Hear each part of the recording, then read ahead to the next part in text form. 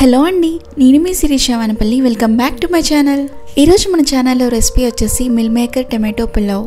ఈ రెసిపీ అయితే చాలా బాగుంటుందండి. సైడ్ డిష్గా మనకి ఇంకో కర్రీ కూడా అవసరం లేదు, పెద్ద టైం కూడా ఎక్కువ పట్టదు, ఈజీగా చేసేసుకోవచ్చు వంట రాని వాళ్ళు కూడా. ఇంకా లేట్ చేయకుండా రెసిపీలోకి వెళ్ళిపోదామా? ఏదైనా ఒక బౌల్ తీసుకొని దీంట్లోకి సోయా చంక్స్ వేసుకోవాలి. మీరు తినేదాన్ని బట్టి వేసుకోండి, అంటే కొంతమంది ఇష్టంగా తింటారు, అలాంటి వాళ్ళైతే కొంచెం ఎక్కువగా వేసుకోండి. ఇలా బౌల్లోకి వేసుకున్న తర్వాత దీంట్లోకి మరిగించిన వాటర్ని వేసుకోవాలి.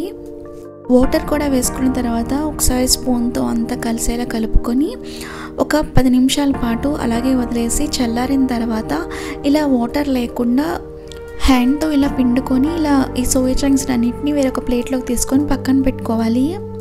ఇప్పుడు మిక్సీ జార్లోకి 4-5 పచ్చిమిర్చి ఇంకా 2 దాకా టమాటోలను తీసుకొని ఇందులోకి వేసుకోవాలి. దీంట్లోకి వాటర్ వేయకుండా పేస్ట్లా చేసుకొని పక్కన పెట్టేసుకోవాలి. ఇప్పుడు కుక్కర్లోకి తగినంత ఆయిల్ వేసుకొని ఆయిల్ కొంచెం మరిగిన తర్వాత దాల్చిన చెక్క, షాజీరా, అనాస పువ్వు, ఇలాచి, బిర్యానీ ఆకు, రాతి పువ్వు ఇంకా లవంగాలు తీసుకొని ఇందులోకి వేసుకోవాలి.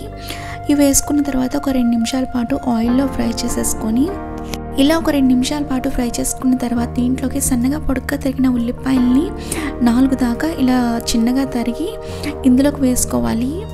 ఇక్కడ కొంచెం ఉల్లిపాయలు కొంచెం ఎక్కువగానే వేసుకోవాలండి. ఉల్లిపాయ ముక్కలు ఇలా ఒక 2 నిమిషాల పాటు ఫ్రై చేసుకున్న తర్వాత దీంట్లోకి 1/2 స్పూన్ దాకా పసుపు, అలాగే రుచికి తగినంత ఉప్పు, కొంచెం కారం కూడా వేసుకొని మళ్ళీ ఒకసారి బాగా కలుపుకుంటూ మరొక 2 నిమిషాల పాటు ఫ్రై చేసుకోవాలి. దీంట్లోకి అల్లం వెల్లుల్లి పేస్ట్ కూడా వేసుకొని బాగా కలుపుకోవాలి. ఈ ఉల్లిపాయ ముక్కలు బాగా సాఫ్ట్గా అయ్యేంత వరకు ఫ్రై చేసుకోవాలి ఇలాని. ఇప్పుడు దీంట్లోకి మనం టమాటో ఇంకా పచ్చిమిర్చి పేస్ట్ చేసుకున్నాం కదా, దాన్ని కూడా ఇందులోకి వేసేసుకొని ఈ టమాటోలో నుంచి వచ్చే పచ్చివాసన పోయేంత వరకు కలుపుకుంటూ లో ఫ్లేమ్లో పెట్టుకొని ఫ్రై చేసుకోవాలి.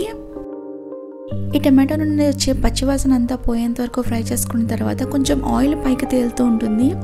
ఆ టైంలో మనం ఇందులోకి చికెన్ మసాలా కానీ లేకపోతే గరం మసాలా కానీ వేసుకోవాలి.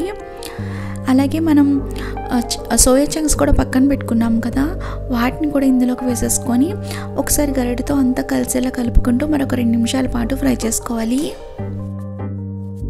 సోయా చంక్స్ వేసుకున్న తర్వాత ఒకసారి బాగా కలిపేసుకొని దీంట్లోకి నేను రైస్ని అయితే నానబెట్టలేదండి, డైరెక్ట్గా వాష్ చేసేసుకొని ఇందులోకి వేసుకున్నాను.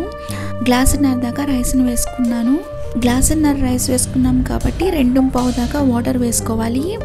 కుక్కర్లో కాకుండా మామూలుగా చేసుకున్న వాళ్ళకైతే గ్లాస్కి 2 గ్లాసుల వాటర్ వేసుకుంటే సరిపోతుంది.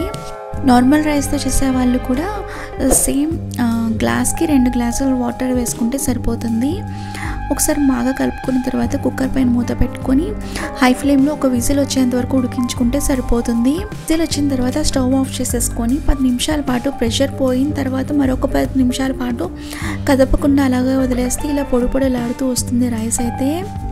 చాలా ఈజీగా చేసేసుకోవచ్చు. ఇంకా మీకు ఇందులోకి సైడ్ డిష్గా కూడా ఇంకేమీ అవసరం లేదు. చాలా టేస్టీగా ఉంటుందండి. వీడియో నచ్చితే ప్లీజ్ సబ్స్క్రైబ్ చేయండి. మీరు కనుక ఈ రెసిపీని ట్రై చేస్తే కింద కామెంట్ సెక్షన్లో కామెంట్ చేయండి ఎట్లా వచ్చిందో. Thanks for watching this video. మళ్ళీ ఇలాంటి మంచి వీడియోతో మీ ముందుకు వచ్చేస్తాను. అంతవరకు బాయ్.